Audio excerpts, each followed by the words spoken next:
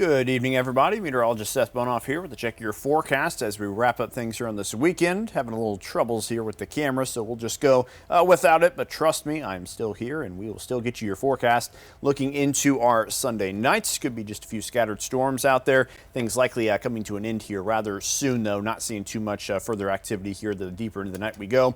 Then we get on into our Monday and things will be a little busy as we will see a 50% chance for showers and storms. And we're not going to be quite as warm with all that activity around here. Just kind of depends how soon those storms show up. The later in the day they show up, maybe the warmer we can get, but obviously the earlier they show up kind of limits our ability to get too far up there.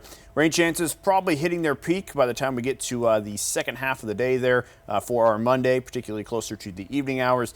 Then after that, not a lot of rain chances expected here for the rest of the upcoming week. So pretty much what we see here in the next couple of days is all that we're going to get. That being said, there could be a small chance for some severe weather here as we move on into the day tomorrow, but looks to be pretty low end stuff here, just a marginal risk across the entire area. Mainly going to be watching out for some strong gusts here or there, but that is pretty much it. Let's take a look at future track. That takes us through this evening first.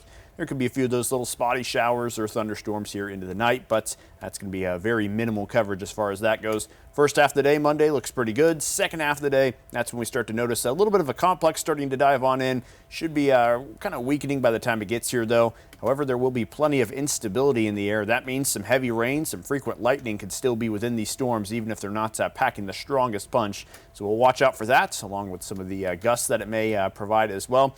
Here's a look at some of those severe weather impacts.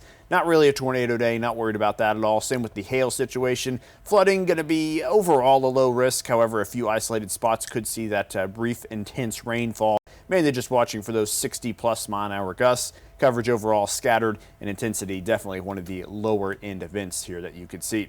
Future track gives us another look, I should say, here of what happens after that system exits on out. High pressure is going to take control of the area, and that's going to shield off any sort of rain chances for the next several days. So really starting to dry up as we get closer to the 4th of July. And with that system passing through here tomorrow, that will let those temperatures at least take a little bit of a break, kind of a 2-day break there as we just stay into the mid to upper 80s.